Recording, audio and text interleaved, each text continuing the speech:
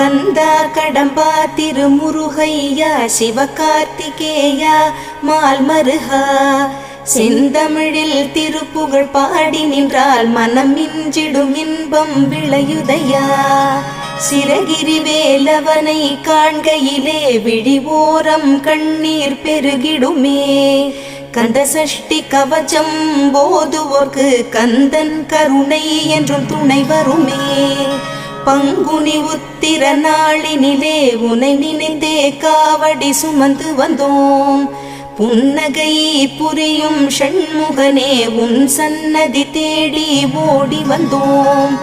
உன் பதம் பணிவது என் தவமே, என் மனதில் நிறைந்திடும் உன்முகமே.